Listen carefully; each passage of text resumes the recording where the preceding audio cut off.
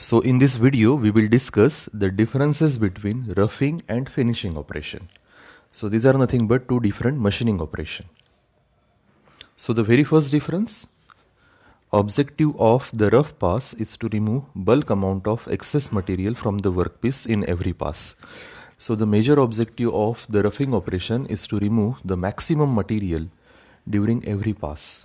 Okay, so the objective of rough pass is to remove the bulk amount of excess material from the workpiece in every pass. Now the finishing operation. Objective of the finish pass is to improve surface finish, dimensional accuracy and tolerance. Now the objective of the finishing operation is to improve the surface finish of the workpiece.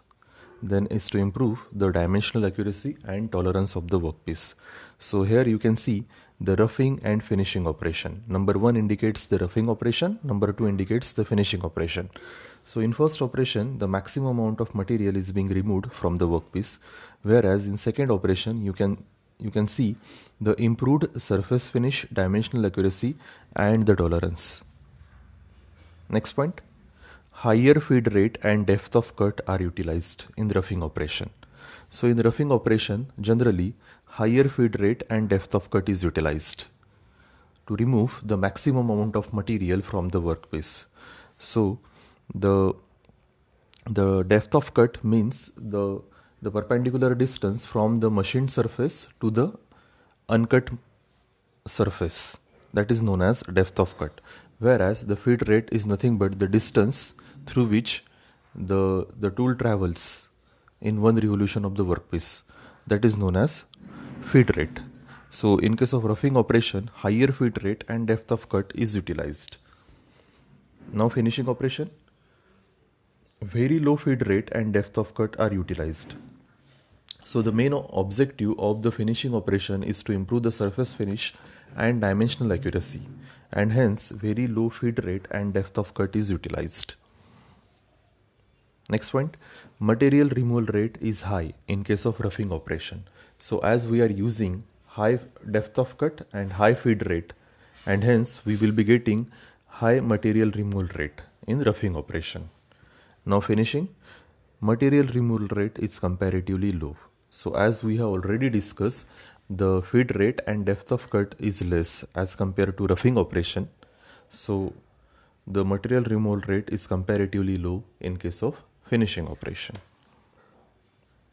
Next point, surface roughness after rough pass is more, thus surface finish is poor. So as we are giving high feed rate and depth of cut, so obviously the surface roughness after every pass is high, and thus the surface finish is poor. Okay, so we will be getting a poor surface finish after a rough pass. Now the finishing, surface roughness after finish pass is low, and thus surface finish is good. So here the low feed rate and low depth of cut is employed, and hence the surface finish is low. The surface finish is very good, and the surface roughness is low in case of finishing. Next point, it cannot provide high dimensional accuracy and close tolerance. So the objective of roughing operation is to remove the maximum amount of material in every pass, and hence the maximum feed rate and depth of cut is employed, and hence it cannot provide high dimensional accuracy and close tolerances. Whereas finishing, it can provide high dimensional accuracy and close tolerances. So as very less feed rate and depth of cut is employed, so it can give high dimensional accuracy and close tolerances. In figure also you can see the surface 1 and surface 2. So the surface roughness of surface 1 is high and surface finish is low, whereas the surface finish of the surface 2 is very high and surface roughness is very low for 2. Next point, an old cutter can be utilized for roughing pass.